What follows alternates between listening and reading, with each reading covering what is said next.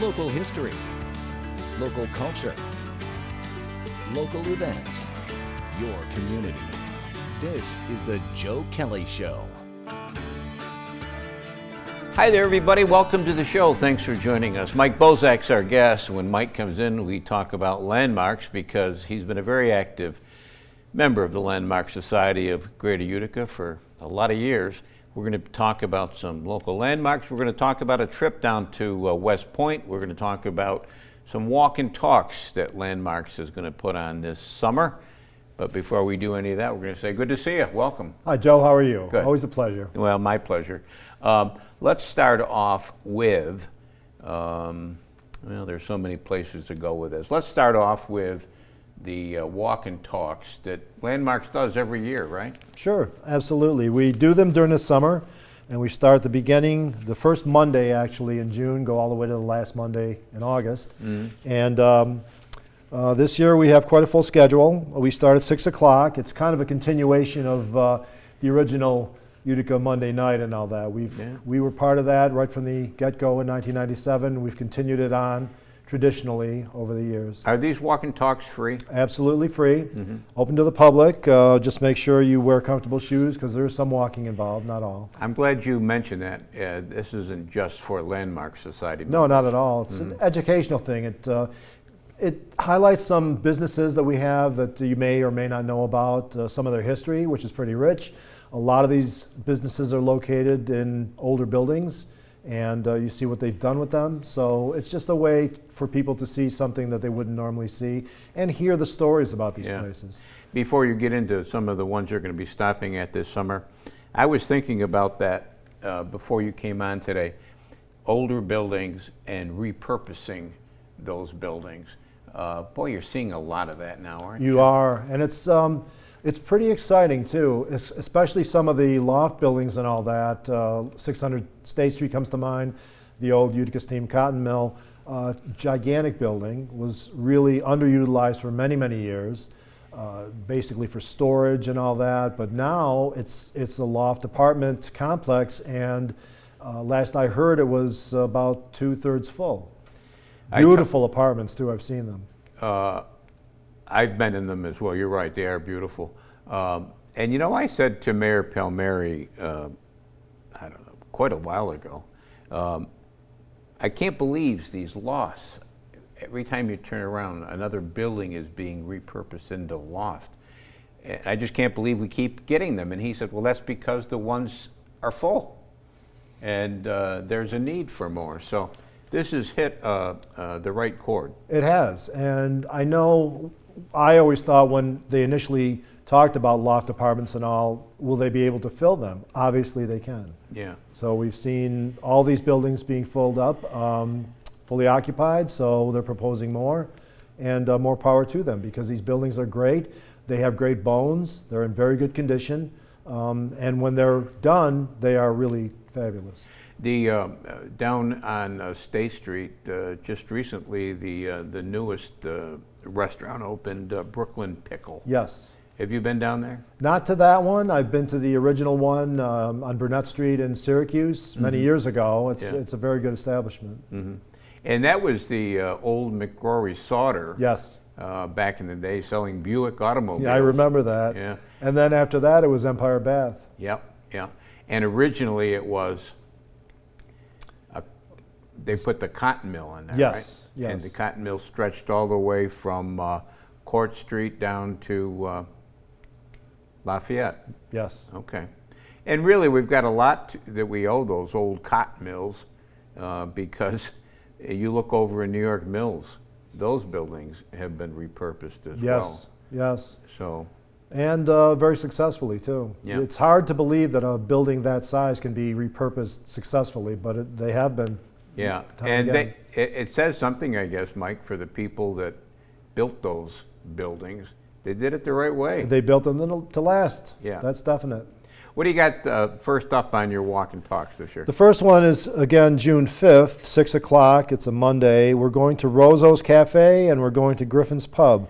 We'll meet outside of Rozo's, which is at the 185 Genesee Street, the Adirondack Bank building.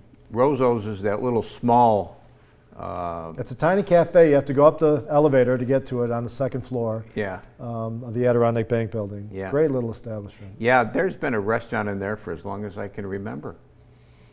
You get on the elevator and you can smell the aroma. It's great, very compelling.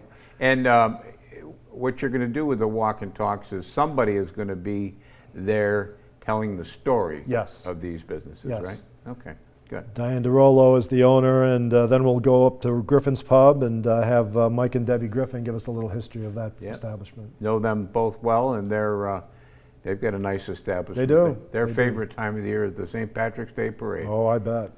Because you can't get in there on that day. What comes after that one?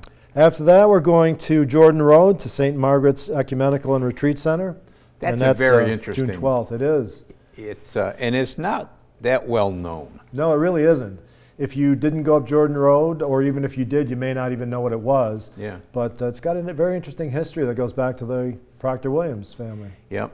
And in fact, I think it's been a long time since I've been in that building, Mike. But there's a kneeler, a chapel kneeler, and I think it belonged to one of the Proctor's wives. I don't think it belonged to Helen Munson, but that family that's in the chapel up there. So yes, a lot of good stuff up there, and a lot of people go up there to get away from things, to think a little bit. Yeah. Yes. Yeah. St. Margaret's? St. Margaret's Ecumenical and Retreat Center. Okay, good. And what after that? June 19th, we're going to St. George Orthodox Antiochian Church, and that's on Higbee Road. Very interesting history there. They haven't been in that particular building that long, but the history of that church goes back quite a ways to East Utica, Bland Dynasty specifically. What we'll continue on with your list, but what has proven to be the most popular walk and talks that you've done? Well, nothing really will ever beat the one that we had at Old Main back several years ago, where we had several thousand people show up for that one. But it's hard to say. I mean, it depends on the time of year and all that. You really don't know what gets people interested in all that. But we've had a very successful run. I mean, people do tend to like to come back and all that. It's a nice respite. It's a nice way to get out there and you know, learn about things and enjoy the summer. I bet you Forest Hill has been a good one. I know always Forest Hill. Yes. Yeah. And you know where I was the other day? I'll give you, like you need more work to do, but I'll give you another possibility for some time in the future, maybe next season. I've been over there a couple times in recent days, and that's St. Agnes Cemetery. Yes. And there's a lot of interesting things over there, including the gravesite of John Creedon. Yes. That's on Mohawk. Mohawk. Yeah. We did that, maybe 6 or 7 years ago. Okay. It is very interesting. Very interesting. Okay, we're going to take a short break, but then we'll be back with Mike Bosak. He's going to continue on with the series of walk and talks they're doing this summer at Landmarks. And also, I'm going to talk to Mike about that West Point trip. Short break, right back.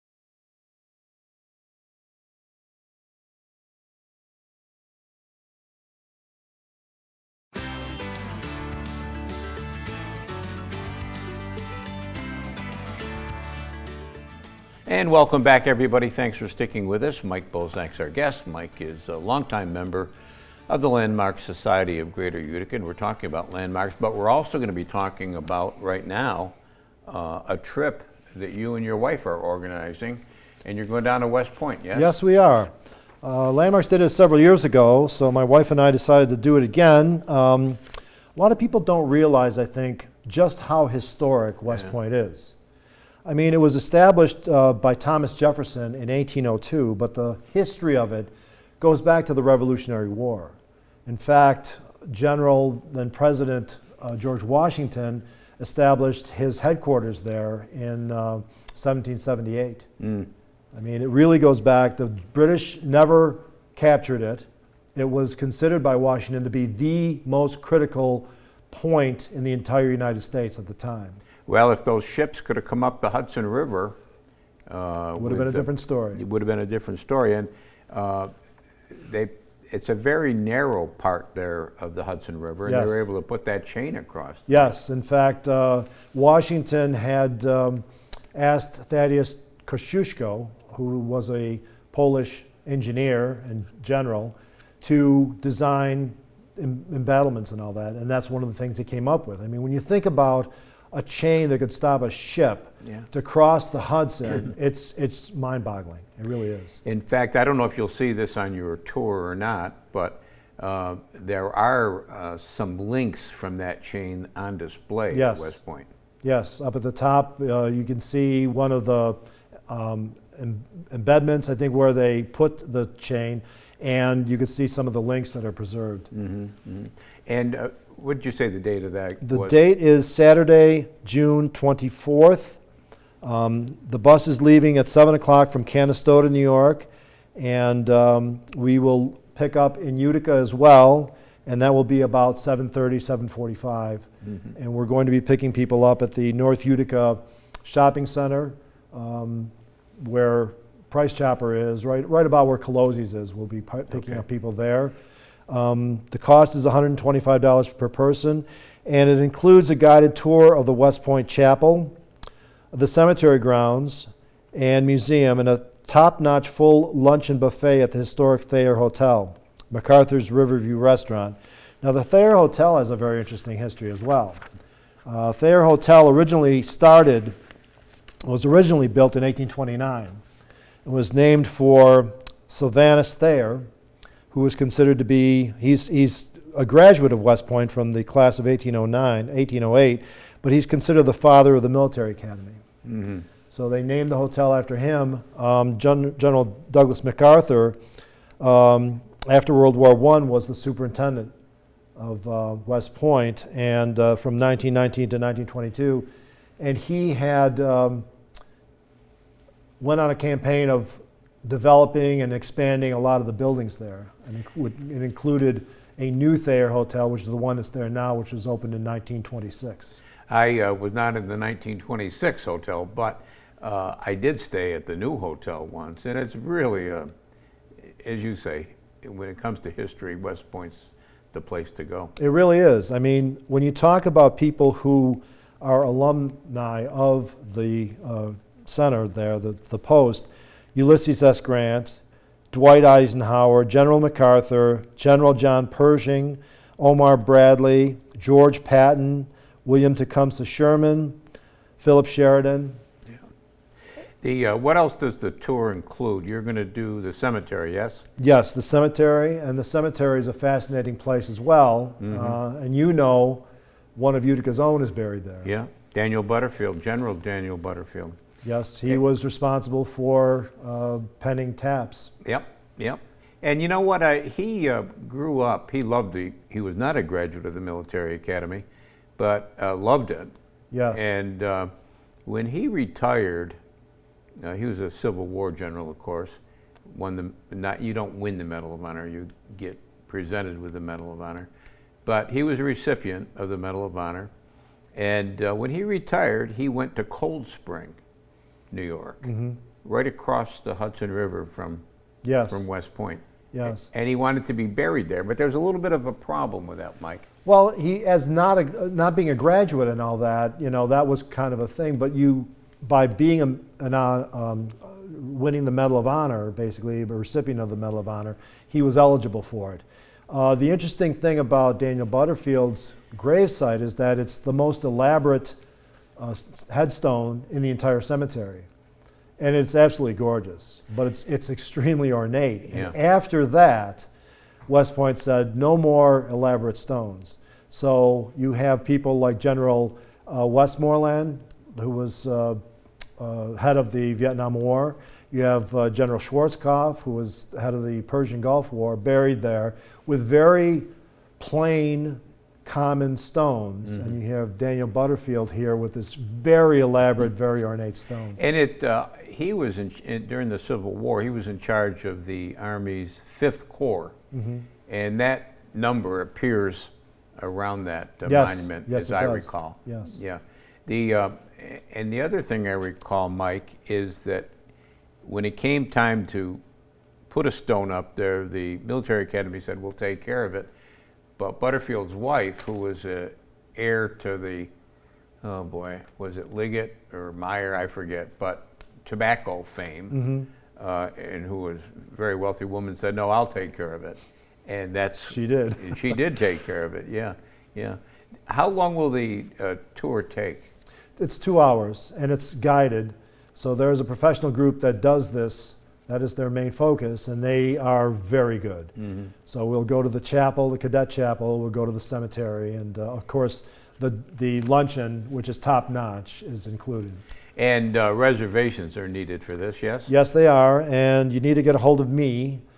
Call me directly at 315-254-1080, 315-254-1080 for reservations. And you have to realize that this is an active military academy, an active post, basically. So you'll need to bring a driver's license or some sort of a government-issued ID.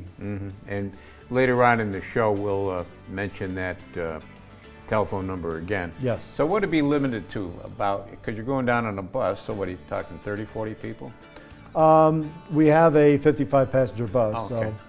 All right, good. When we come back, we'll talk more about some of the walk and talks that the Landmark Society is doing. Michael Bosak's our guest. Short break, right back.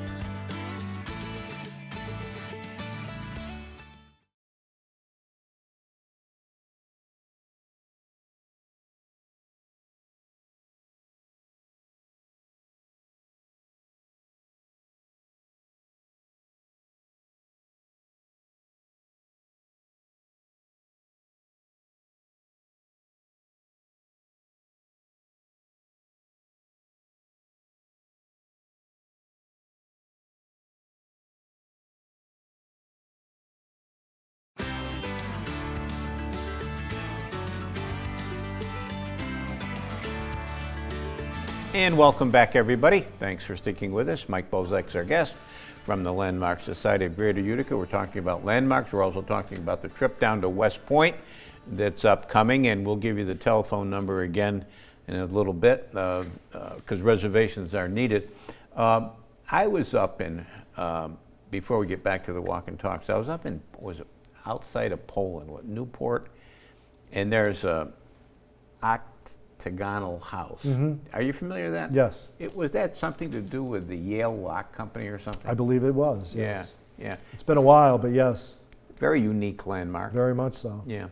How far out does Landmark get in terms of the areas that you cover? Well, again, you talk about walks and talks. It's been many years, but we did do that area and did, I think we actually went in that house. At the time, I think someone had just purchased it, so they were in the process of renovating, so we did get to see it and all. It's pretty interesting inside. Yeah.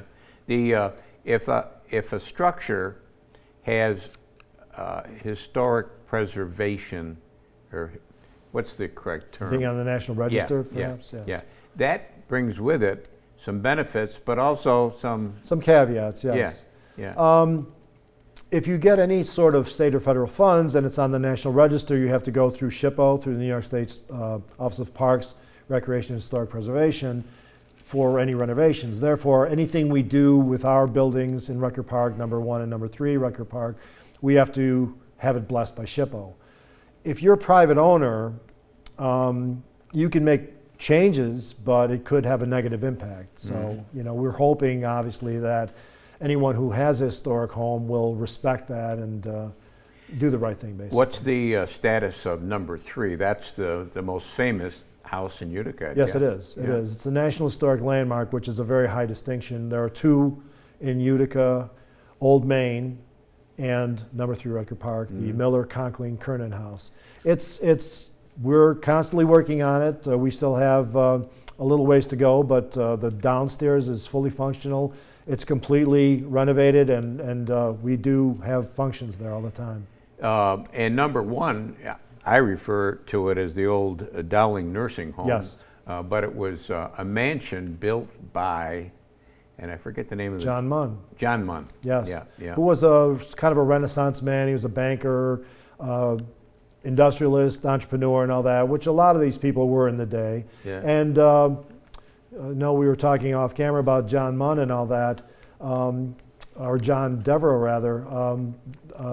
Devereaux's actually lived there for a while. In the Munn house? Yes. Oh, really? Yes. I didn't know that. And Remington, Samuel Remington as well.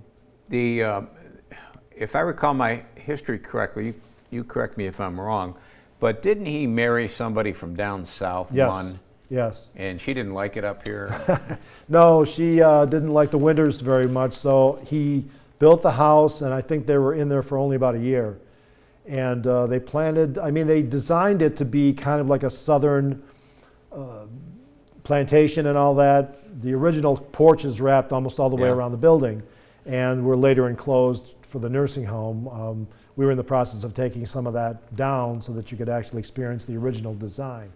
But they planted a couple of magnolia trees, which I believe are original, still exist there.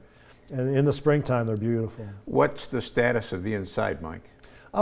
It needs work. Obviously, all this takes money and time, but we're pursuing it. We're onwards with it. Go ahead with some more walk and talk. Sure. Speaking of Rutger Park, the next one on the list is going to be June 26th, Rutgers-Steuben Park Historic District. Now, you know about Rutger Park, those buildings that are set back and all off of Rutgers Street. Steuben Park is a little bit more toward the west, the circle basically and all, and that's part of the same historic district. It's going to be 50 years in September since that was designated by the National Trust as a historic district. So we're going to be talking about that and celebrating that milestone. When I was a kid, a long time ago, but when I was a kid, to the south of the circle was an armory. Yes. You remember that, Mike? I don't remember the armory. I've seen pictures of it and all. It was absolutely gorgeous. Yeah, I thought so. And unfortunately, that came down. Yes. What else you got?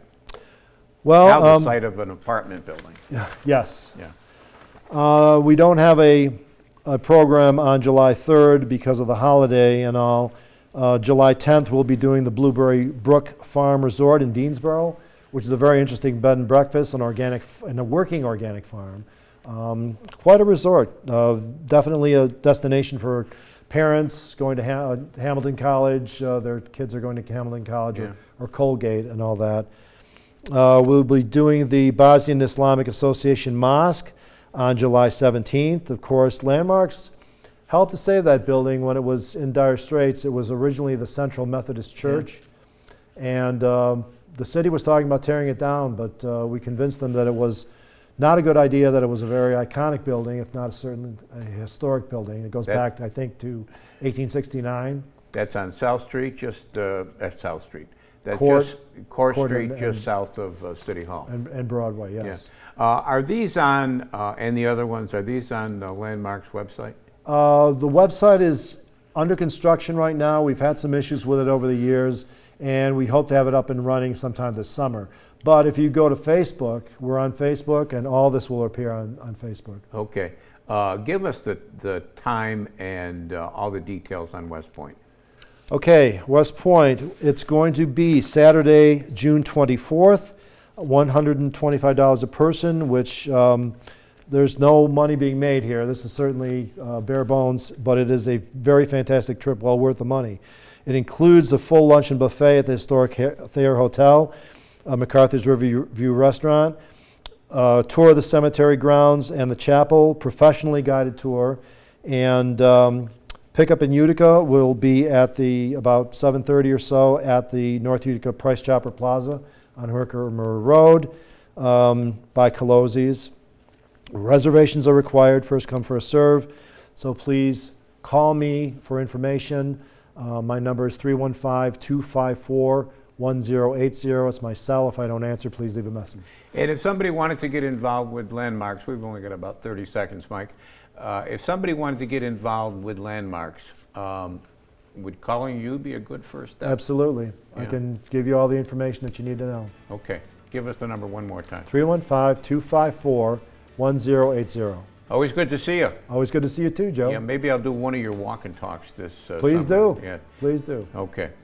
That's going to do it for us this week. We'll be back next week. We'll do it all again. Don't forget CNYhomepage.com. There's lots of good stuff there. Until next time, take care of yourself, everybody.